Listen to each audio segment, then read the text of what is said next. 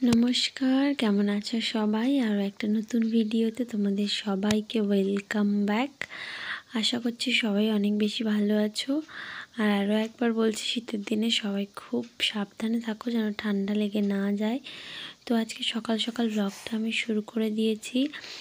আর এখন ঘড়িতে সত্যি বাজে সকাল 6টা। আমি এখন ভিডিওটা এডিট করছি, কারণ কাল রাত্রিটা ঘুমিয়ে গেছিলাম। মানে সারাদিন ঘুম হয় না, তো ভিডিও এডিট করবো বলে ফোন হাতে নিয়েও কখন ঘুমিয়ে পড়েছি।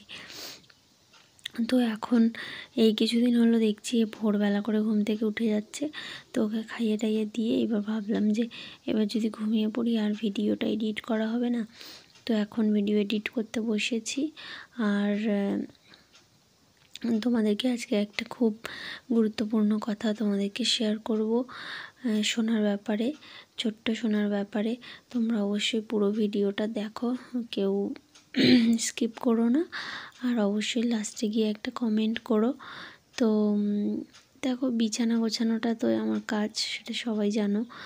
আর বিছানাটা গুছিয়ে নিয়ে তারপরে নিচে যাব। আর বাবার কোলে তোমাদের সোনাকে নিচে পাঠিয়ে দিয়েছি। বাবাকে বললাম যে তুমি ওকে নিয়ে যাও, আমি বিছানাটা গুছিয়ে আর নিচে যাচ্ছি। তো বিছানা গোছাচ্ছি। বিছানাটা মা এসে যখন একবার ভালো করে টান টান করে গুছিয়ে দিয়ে যায় না, তখন আর নিচে নামে না। আমার তো বাঁ হাতটা ভাঙা। তো অ্যাক্সিডেন্টের আগে আমি খুব ভালো বিছানা গোছাতে পারতাম, তারপরেও ভালো বিছানা গোছাতে পারতাম, কিন্তু এখন তো পেটটাও ভালো নেই, কাটা। সেই জন্য আর মানে বিছানাটা অতটা ভালো আমি টেনে টেনে টান টান করতে পারি না। তো এখানে মায়ের না চুনো মাছের, মোয়াটি মাছ না কি পুঁটি মাছ জানি না, তার একটা মা সব রকম মশলা দিয়ে একটা ঝাল চচ্চড়ি টাইপ বানায়, সেটা তোমাদের সাথে শেয়ার করছি। প্রথমে দেখো, ওর মধ্যে পালং শাক, তারপর শিম, টমেটো, আলু, এইসব বিভিন্ন সবজি দিয়ে দিয়েছে, পেঁয়াজ, রসুন সব কুচিয়ে কুচিয়ে। তারপরে মাছটা দিল, দিয়ে এবার লবণ দিল, তারপরে তার সঙ্গে দিল একটু চিনি দিল। এবার ঝাল, হলুদ, তেল সমস্তটা দিয়ে ওটা মিশিয়ে তারপর কড়াইতে কিছুটা তেল দিয়ে ওটাকে দিয়ে দেবে। একদমই বেশি নাড়ানাড়ি ভাজাভাজি কিছুই হবে না, ওটাকে কড়াইতে দিয়েই চাপা দেওয়া হবে। তো খুব সুন্দর টেস্টি হয়। আর সেদিন মানে কালকে ওগুলোই হয়েছিল, মানে এটা হয়েছিল আর একটা হয়েছিল ডিম ভেজে আমি ঝোল করেছিলাম, সেটাও তোমাদের সঙ্গে শেয়ার করব। আর এটা হচ্ছে আমার সকালের ব্রেকফাস্ট, মাছের ঝোল আর ভাত। ওই মাছ ঝোলটা ছিল আমার জন্য, সেটাও একবার দেখিয়ে দিলাম।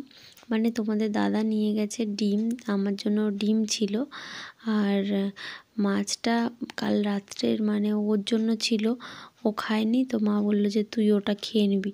তো দুটো একসঙ্গে কেন খাবো, ডিমটা আমি খাইনি, আমি মাছটা দিয়েই খেয়ে নিয়েছিলাম। আর ডিমটা কে খেয়েছে আমি বলতে পারবো না। তো এবারে এই মাছ ঝালটা, মানে এই মাছের ঝাল আর ডিমের ঝোল, এই দুটো দিয়ে আমি দুপুরে খেয়েছিলাম। আর তোমাদের দাদা শুধু ডিমের ওই নিয়ে গেছে, আর মা তার সঙ্গে কী দিয়েছিল আমার মনে নেই।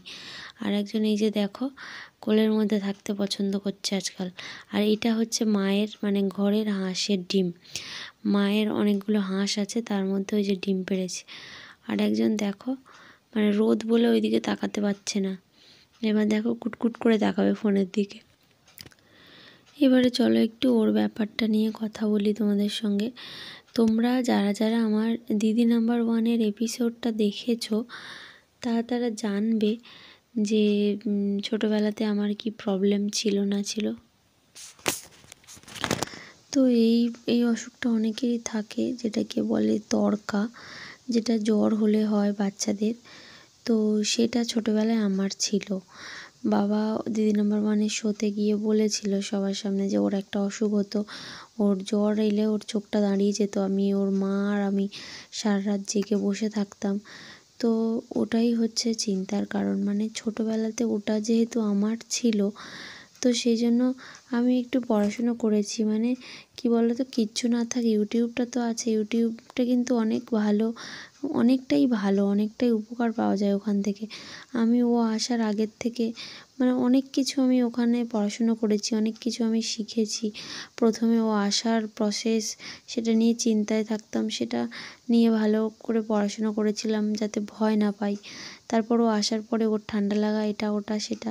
অন্য অনেকে আছে যাদের কাছ থেকে আমি শুনি কী করব না করব, ইউটিউবটাও দেখি।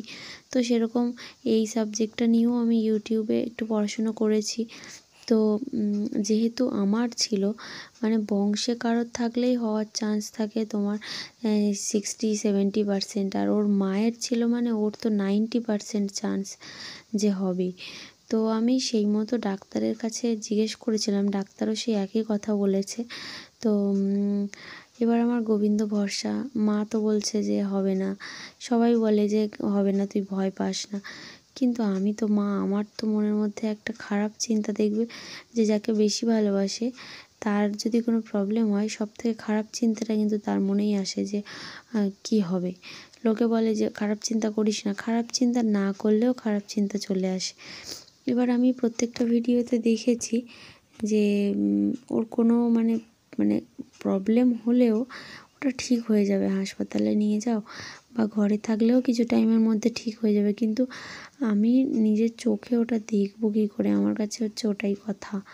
সেই জন্য সারাক্ষণ মানে 6টা মাস যাওয়ার পরে 6 বছর পর্যন্ত আমি খুব টেনশানে থাকবো। আমি যেটা মানে পড়াশুনো করেছি সেটা হচ্ছে গিয়ে মানে বাচ্চাদের টেম্পারেচারটা না, একবার যদি মানে জ্বর হলো ধরো, এবার 6 বছর পর্যন্ত তাপমাত্রা যে কন্ট্রোল করার যে জিনিসটা, সেটা শরীরের মধ্যে থাকে না।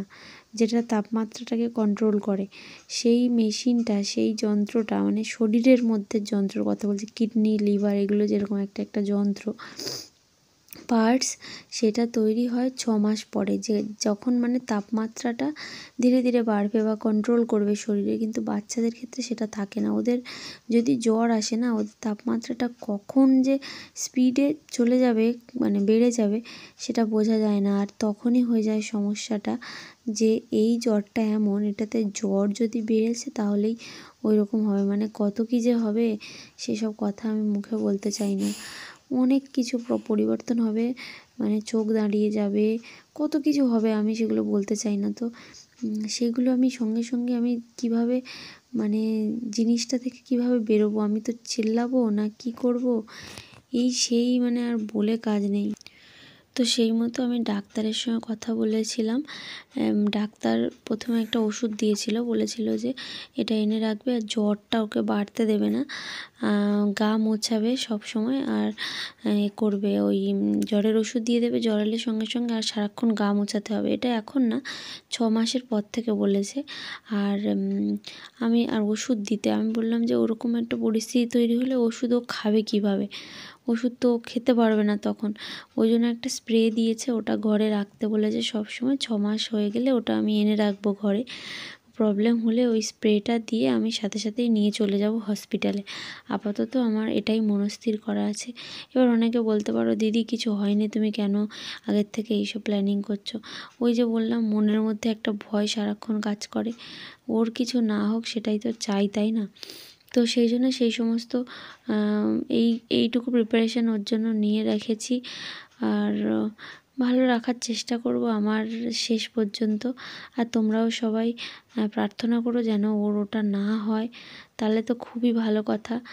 আর তোমাদের কারোর বেবির যদি হয়ে থাকে এরকম, তোমরা কি কি করেছো বা করো আমাকে জানিও। আর সবাই খুব ভালো থেকো, অনেক ভালোবাসা।